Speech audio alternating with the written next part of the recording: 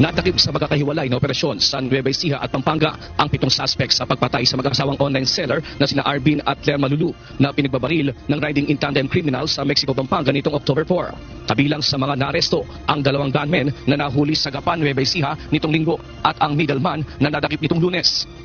Kaninang alas 8 ng umaga, nahuli naman sa Apalit, Pampanga ang sinasabing mastermind sa pamamaslang na si Anthony Limon Kawagasi.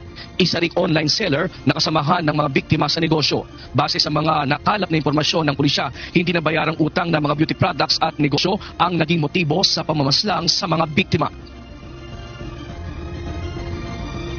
Ayon ko sa ating naman, yung ebidensya hawak, yung 13 million na yun ay ayaw niyang bayaran, no, yung mastermind. And at the same time, yung kasi mag-asawa, sila yung nasa top nung, yung tinatawag natin exclusive distributor ng online products. No? At yung ating suspect na mastermind ay engaged din sa online products. So kung mawawala yung mag-asawa, siya na yung magiging exclusive distributor. At the same time, mawawala pa rin yung utang. Pesos ang utang ng mastermind sa mag-asawang online seller. 2 araw bago mangyari ang pamamaslang, nag-issue pa umano si Kawagasi ng 11 million pesos na tseke bilang pambayad, ngunit tumalbog ito. Kaya't nagpasya umano ang suspect na ipapatay ang mga biktima at nagbayad pa ng 900,000 pesos sa middleman at mga gunmen. Based po doon po sa natin sa mastermind, ang na-release siya na pera is 900,000. So, nagbigay siya doon sa middleman kay a certain Rolly, binigay niya yung 900,000, and then nagpauna ito si Rolly ng 100,000, panggastos nila sa surveillance, and then nung matapos, binigay niya yung 400,000. Ang napapunta po, bali lahat doon sa mga gun for hire is 700. Tapos yung si Rolly, yung middleman, nasa kanya yung 200.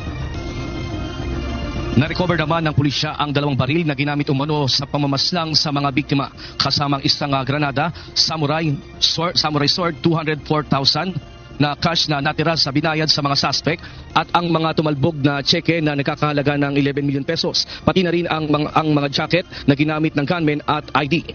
Sinampahan na ng reklamong double murder si Kawagasi at 6 pang mga suspect. Pero bagamat case closed na ang pamamaslang sa mag-asawa, patuloy umanong mag-iimbestiga ang pulisya dahil sa nakuwang impormasyon na kabilang sa isang malaking grupo ang 2 gunmen na nakontrata sa pagpatay sa mag-asawang biktima. Rest assured, our investigation will not stop from here. Tuloy-tuloy pa yung ating investigation kasi yung under revelation, meron pa silang involvement sa more than 12 killing or murder incidents, and we want to dig deeper. Jun, sa ngayon nga, ito nga sinasabing pagkakautang ay yung 13 million pesos na pagkakautang na naging motibo rin ng pagpatay na hindi nabayaran. Ito yung mga beauty products na kinuha umano dito sa 2 mag-asawa. Itong mag-asawa na biktima nitong Anthony na mismong mastermind sa pamamaslang sa Mexico, Pampanga. Jun.